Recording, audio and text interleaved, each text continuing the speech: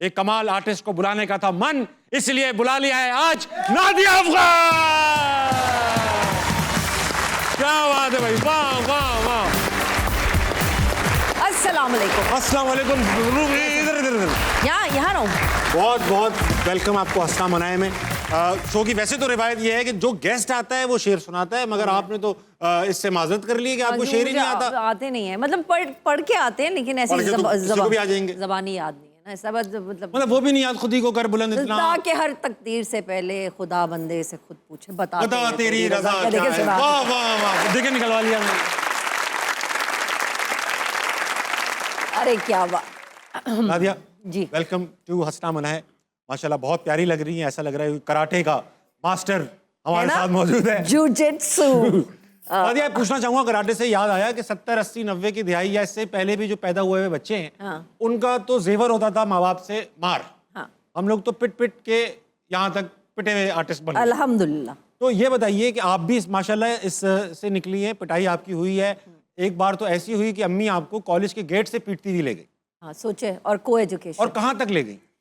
मतलब शारा फैसल देखा हुआ है ना, तो पीएफ शारा फैसल का कॉलेज जो था वो यहाँ पे था, और हम बेस पे रहते थे, एयरफोर्स बेस पे, शारा फैसल बेस पे। तो वहाँ से गेट से मार पड़ा, और सड़क क्रॉस करा के और फिर अम्मी यहाँ वाले गेट क्रॉस कराते कराते ही मारती रही। Cut cut cut cut. अब तो वो गेट शेट बंद कर दिया उन्होंने। हाँ, तो फिर अम्मी ने अच्छा। तो ऐसा क्या कर लिया था आपने कि मतलब आपको कुछ भी नहीं किया था जिंदगी में। पहली दफा बंक, जब एक जमाने हुआ करते थे, जब बंक करते थे, हाँ, तो मैंने बंक किया पहली दफा, और तारिक रोड पे बर्गर खाने चली गई फ्रेंड्स के साथ। वो मशहूर बर्गर है वहाँ पर। हाँ, तो वो मुझे अलाउड नहीं था कि आप घर से बस सीधा घर से कॉलेज जाओ, कॉलेज से आओ। तो सोचा कि आज एडवेंचर करती हूँ।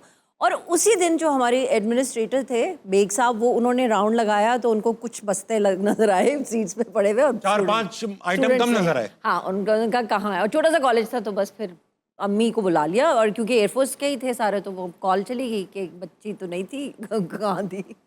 तो फिर माल बरामद कैसे हुआ? सुबह जब बर्गर खा के हम लोग रिक्शे से उतरे, और लगा हुआ है और गेट के ऊपर उतरे, तो मैंने देखा कि अम्मी खड़ी हुई। मुझे 2-3 आवाज़ें, तुम्हारी अम्मी आ गई, तुम्हारी अम्मी आ गई। बहुत गुस्से में उनको पता चल गया तुमने बंक किया है।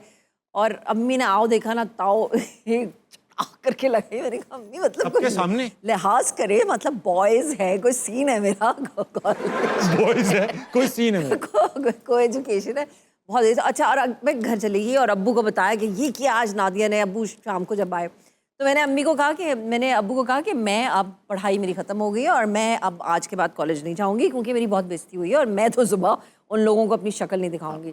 तो अम्मी ने कहा कि जो तुम नहीं जाओगे तो मैं तुम्हें मारती हुई लेके जाऊँगी।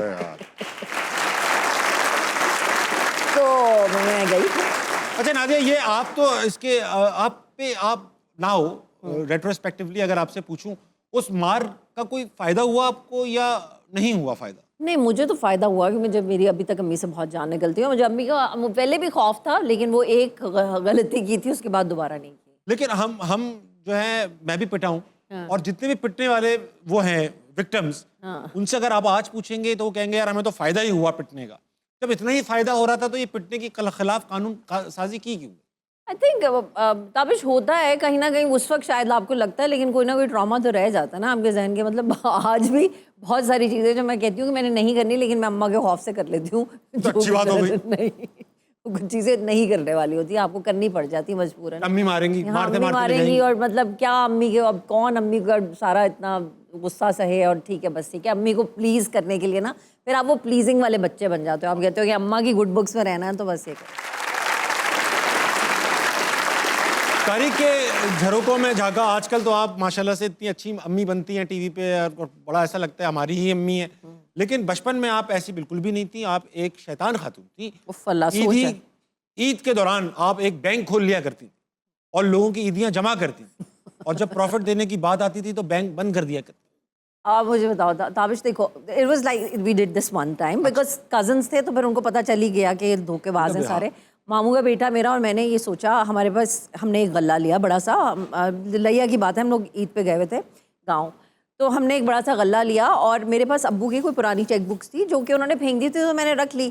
तो छोटे जितने भी कजन्स थे, हमने कहा ये बहुत ज़्यादा इनके पास सीधी होती है, और ये सब हमें मिलनी चाहिए। तो हमने प्लानिंग की, हमने कहा ऐसे करते हैं कि हम इनको कहते हैं कि ये तुम लोग बैंक में जमा करा दो, और ये 3 दिन के बाद डबल शाह की तरह तुमको डबल पैसे 21 मिलेंगे। दिन में पैसा डबल, पैसे लक्ष्मी चिट तुम्हारे फंड। डबल होंगे। और हमने वो चेक काट के उनको दिए कि ये प्रेजेंट करेंगे आप आके, और ये देखें ऊपर वहाँ पे वो एक बन्नी सी बनी थी, उसके ऊपर वो गल्ला रख दिया, उसके अंदर उनसे पैसे डलवाए कि ये यहाँ डुप्लीकेट गल्ला जाली, वाह।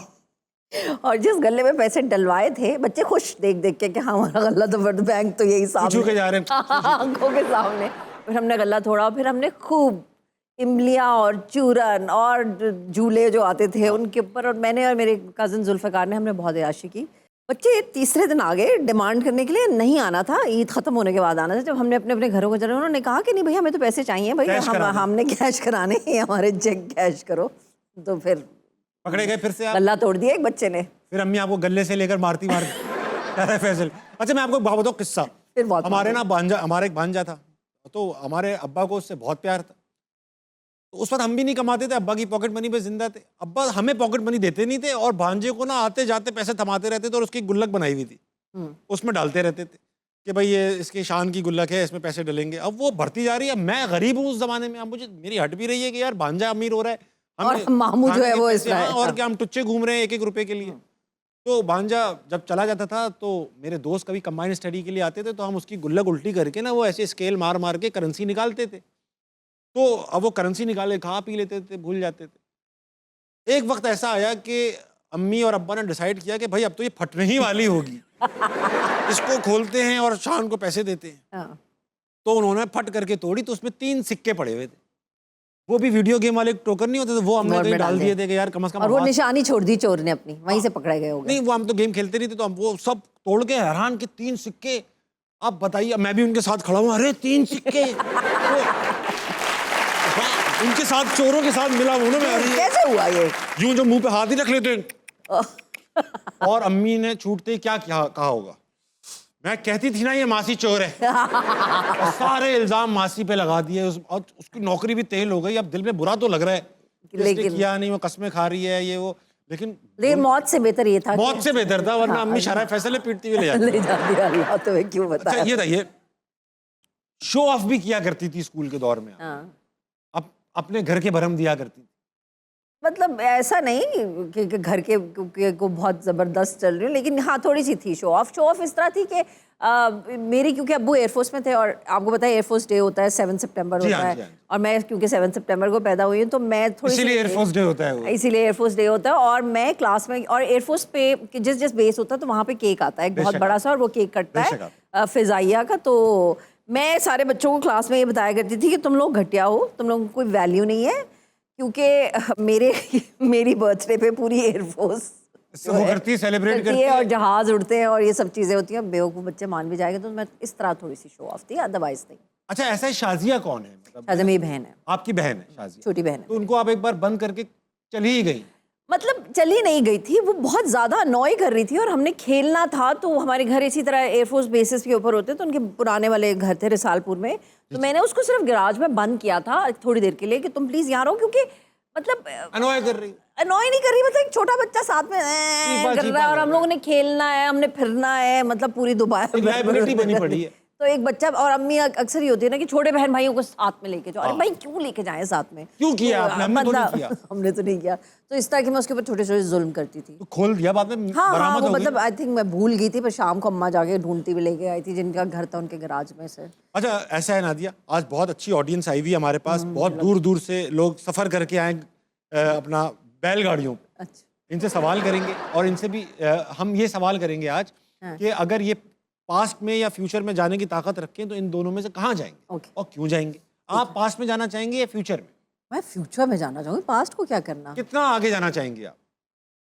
अभी 2026, I would want to see 2036 at least, और 2046, 2036 वुड बी फाइन। पता चल जाएगा क्या हो रहा है। और चला आप वहाँ पहुंची, उसी वक्त क़यामत का वक्त हुआ हुआ है। तो वापस भी नहीं जा सकते। अरे ये क्या हो गया? हम तो खुद क़यामत है।